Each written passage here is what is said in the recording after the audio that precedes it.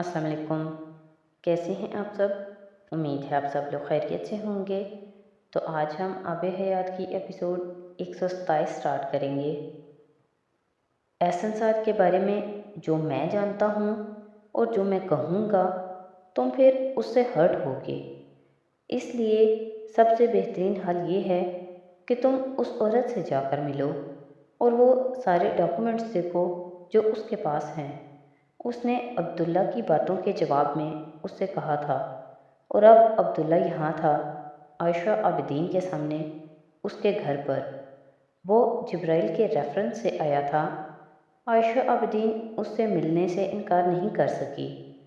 वो उस रात ऑन कॉल थी और अब घर से निकलने की तैयारी कर रही थी जब अब्दुल्ला वहाँ पहुँचा था और वो वहाँ अब उसके सामने बैठा उसे बता रहा था कि उसकी मंगेतर ने एहसन साद के हवाले से कुछ शुबहात का इजहार किया था, ख़ास तौर पर आयशा आबिदीन के हवाले से, और वो इन इल्ज़ामात की तस्दीक या तरदीद के लिए वहाँ आया था। लेकिन ये कहने से पहले उसने आयशा को बताया था कि वो एहसन साद को क्या दर्जा देता था और उसकी ज़िंदगी के पिछले कुछ सालों में वो उसके लिए एक रोल मॉडल रहे थे। वो जैसे एक बुत लेकर आयशा आबिदीन के पास आया था जिसे टूटने से बचाने के लिए वो किसी भी हद तक जा सकता था, और गुफ्तगू के शुरू में ही इतनी लंबी तमहीद जैसे एक हिफाजती दीवार थी जो उसने सिर्फ अपने सामने ही नहीं आयशा आबिदीन के सामने भी खड़ी कर दी थी। उसने भी जिब्राइल जैसी ही खामोशी के साथ उसकी बातें सुनी थीं, बेहद तअम्मुल और सुकून के साथ, किसी मुदाखलत या एतराज़ के बगैर। अब्दुल्ला को कम अज़ कम उससे ये तवक्को नहीं थी। वो यहाँ आने से पहले आयशा आबिदीन का एक इमेज जहन में रख कर आया था। वो पहली नज़र में भी उस इमेज पर पूरी नहीं उतरी थी। बेहिजाब होने के बावजूद उसमें अब्दुल्ला को बेहयाई नहीं दिखी थी। बेहद सादा लिबास में मेकअप से बेनियाज चेहरे वाली एक बेहद हसीन लड़की जिसकी आंखें उदास थीं और जिसकी आवाज़ बेहद धीमी।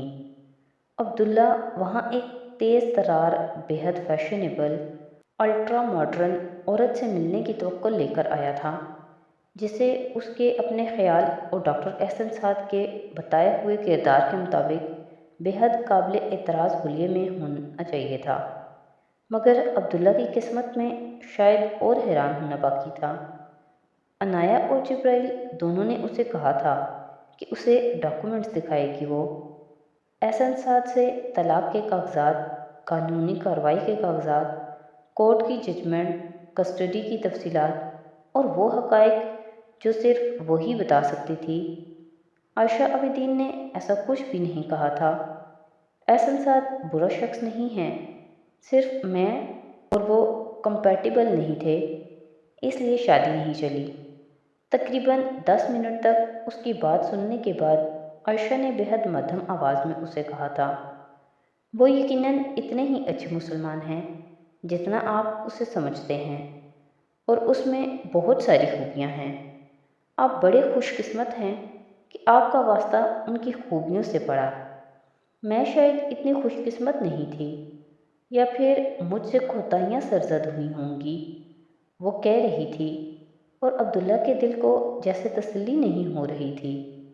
ये वो कुछ नहीं था जो वो सुनना चाहता था, लेकिन वो भी नहीं था जिसकी उसे तवक्को थी। वो आपके लिए एक इंस्पायरेशन और रोल मॉडल हैं, यकीनन होंगे, वो कह रही थी। कोई इंसान परफेक्ट नहीं होता, मगर चंद गलतियां करने पर हम किसी को नज़रों से नहीं गिरा सकते। मेरे और एहसन साद के दरमियान जो भी हुआ उसमें उससे ज़्यादा मेरी गलती है, और आपके सामने मैं उनके बारे में कुछ भी कहकर वो गलती फिर से दोहराना नहीं चाहती। आयशा ने बात ख़त्म कर दी थी। अब्दुल्ला उसकी शक्ल दिखता रह गया था। उसे तसल्ली होनी चाहिए थी, नहीं हुई। वो वहाँ एहसन साद के बारे में कुछ जानने और खोजने नहीं आया था, उसको डिफेंड करने आया था। اس عورت کے سامنے جو اس کی تذلیل اور تضحیک اور دل شکنی کا باعث بنی تھی، لیکن اس عورت نے جیسے اس کے سامنے کوئی گنجائش ہی نہیں چھوڑی تھی کسی صفائی، کسی وضاحت کی۔ اس نے ہر غلطی، ہر گناہ خاموشی سے اپنے کھاتے میں ڈال لیا تھا۔ اس کے لاؤنج میں بیٹھے عبداللہ نے دیواروں پر لگی اس کے بیٹوں کی تصویریں دیکھی تھیں، اس کے کھلونوں کی۔ ایک چھوٹا سا صاف ستھرا گھر ویسی جگہ نہیں جیسا وہ اسے تصور کر کے آیا تھا، کیونکہ احسن سعد نے اسے اس عورت کے پھوڑ پن کے بھی بہت قصے سنا رکھے تھے، جو احسن سعد کے گھر کو چلانے میں ناکام تھی، جس کا واحد کام اور مصروفیت ٹی وی دیکھتے رہنا یا آوارہ پھرنا تھا، اور جو گھر کا کوئی کام کرنے کے لیے کہنے پر بھی برہم ہو جاتی تھی۔ عبداللہ کے دماغ میں گرے بڑھتی ہی چلی جا رہی تھی۔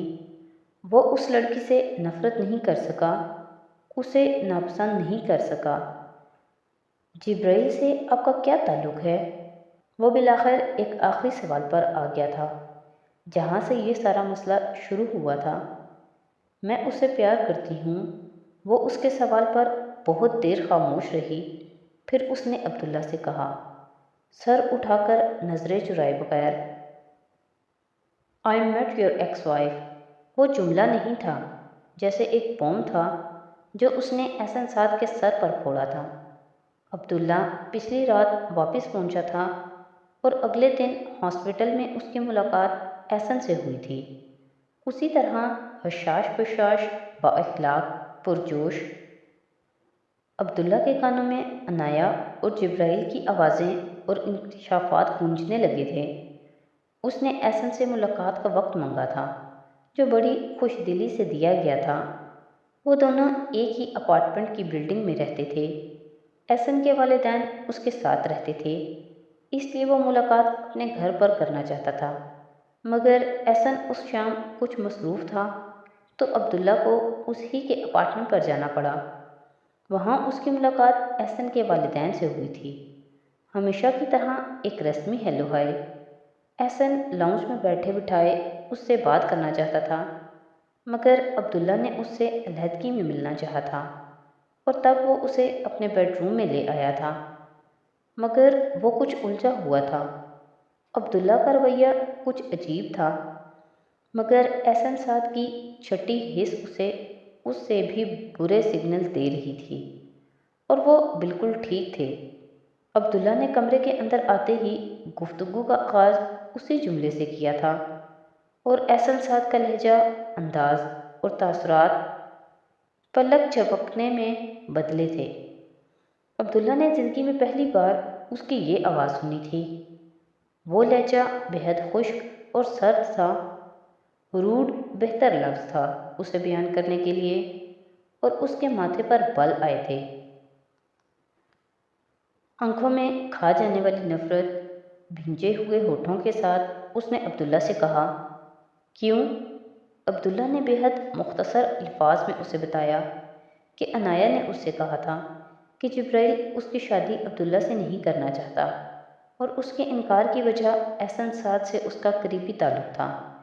اس نے احسن سعد کو بتایا کہ عنایا اور جبرائیل دونوں نے اس پر سنگین الزامات لگائے تھے اور اسے عائشہ عابدین سے ملنے کے لیے کہا، جو اس کے لیے ضروری ہو گیا تھا، تو تم نے ان پر اعتماد کیا، اپنے استاد پر نہیں، اور تم مجھ سے بات یا مشورہ کیے بغیر اس کتیا سے ملنے چلے گئے، اور تم دعویٰ کرتے ہو کہ تم نے مجھ سے سب کچھ سیکھ لیا۔ احسن نے اس کی گفتگو کے درمیان ہی اس کی بات بے حد خشمگین لہجے میں کاٹی تھی۔ عبداللہ بات ویسے بھی کرنے کے قابل نہیں رہا تھا۔ اس نے احسن سعد کی زبان سے ابھی ایک گالی سنی تھی۔ عائشہ عابدین کے لیے وہ گالی اس کے لیے شاکنگ نہیں تھی، احسن سعد کی زبان سے اس کا نکلنا شاکنگ تھا، مگر وہ شام عبداللہ کے لیے وہ آخری شوق لینے والی نہیں تھی۔ وہ جس بت کی پوجا کر رہا تھا، وہ وہاں اس بت کو اوندھے منہ گرتے دیکھنے آیا تھا۔ تمہیں کوئی حق نہیں تھا کہ تم میری سابقہ بیوی سے ملتے، میرے بارے میں اس طرح انویسٹیگیشن کرتے۔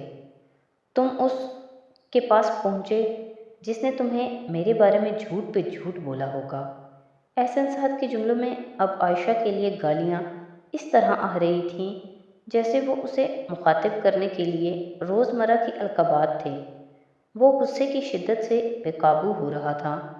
عائشہ کی نفرت اس کے لیے سنبھالنا مشکل ہو رہی تھی، یا اپنا سالوں کا بنایا ہوا امیج مست ہونے کی تکلیف نے اسے اس طرح بلبلانے پر مجبور کیا تھا۔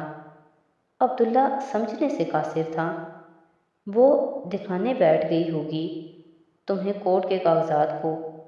یہ دیکھو، کورٹ میرے شوہر کو جھوٹا کہہ رہی ہے۔ کورٹ نے مجھ پر مار پیٹ کے الزامات کو مانا ہے۔ کورٹ نے احسن سعد کو دوسری شادی کرنے کے لیے اسے دھوکہ باز کہا ہے، اور اس لیے اس عورت کے طلاق کے مطالبے کو جائز قرار دیتے ہوئے اسے طلاق دلوا دی، اور بچے کی کسٹڈی بھی۔ وہ بولتا ہی جا رہا تھا اور عبداللہ ساکت صرف اسے سن رہا تھا۔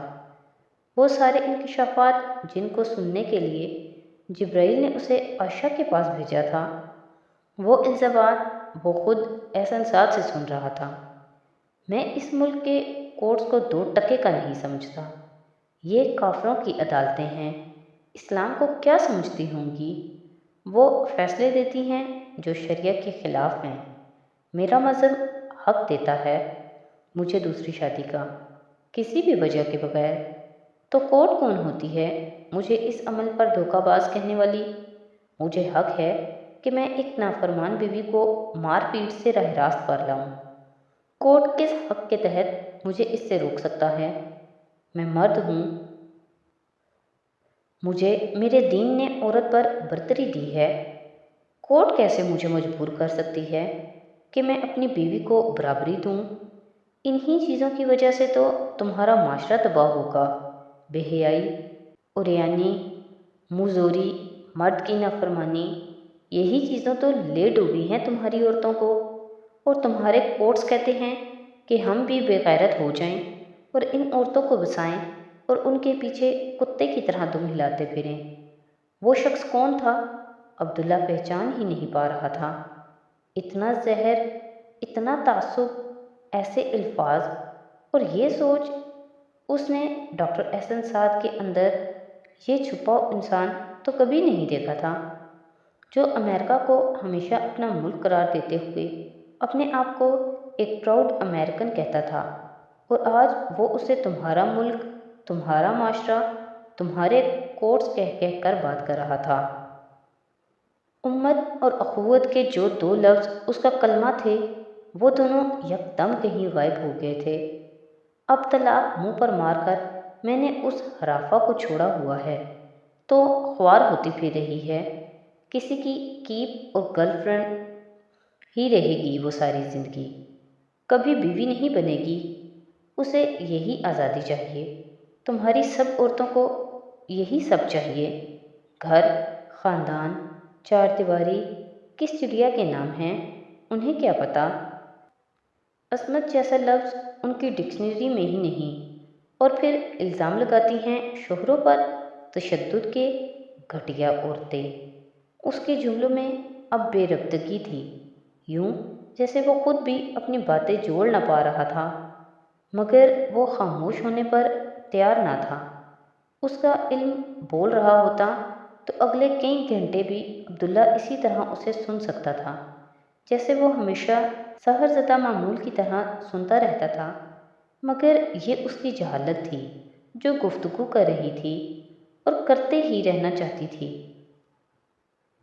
عبداللہ اس کی بات کاٹ کر کچھ کہنا چاہتا تھا، مگر اس سے پہلے احسن سعد کے دونوں ماں باپ اندر آ گئے تھے۔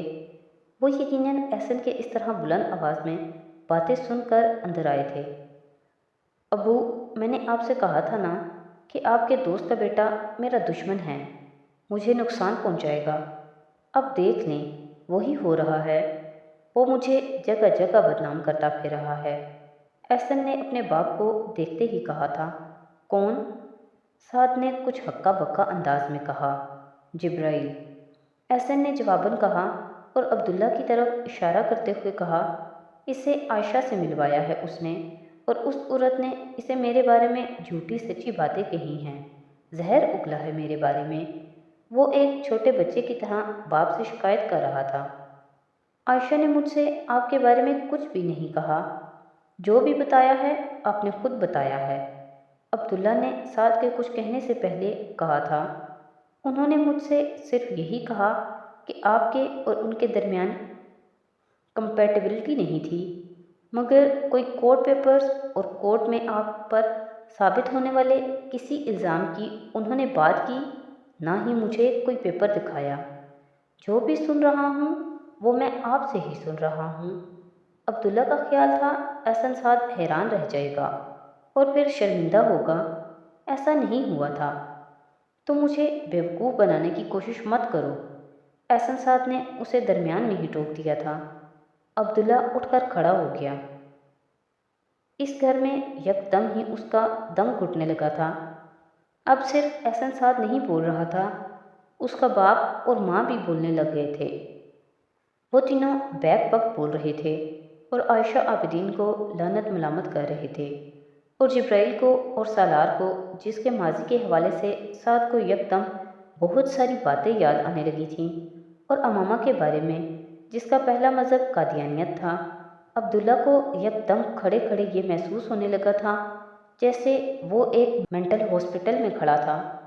وہ اس کے کھڑے ہونے پر بھی اسے جانے نہیں دے رہے تھے، بلکہ چاہتے تھے وہ اس کی ہر بات سن کر جائے، ایک ایک بہتان، ایک ایک راز جو صرف ان کے سینوں میں دبا ہوا تھا اور جسے وہ آج آشکار کر دینا چاہتے تھے۔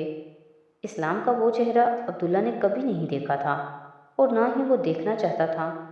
وہ مذہب اس کے لیے ہمیشہ ہدایت اور مرہم تھا، بے ہدایتی اور زخم کبھی نہیں بنا تھا۔ وہ وہاں سے بھاگ جانا چاہتا تھا۔ تو آج کی ایپیسوڈ یہیں پہ ختم کرتے ہیں۔ نیکسٹ ایپیسوڈ کے ساتھ کل پھر حاضر ہوں گے۔ تو اگر آپ کو میری ویڈیوز اچھی لگ رہی ہیں تو پلیز میری ویڈیوز کو لائک کریں، میرے چینل کو سبسکرائب کریں اور اپنے فیملی اور فرینڈ کے ساتھ شیئر کریں۔ بہت شکریہ۔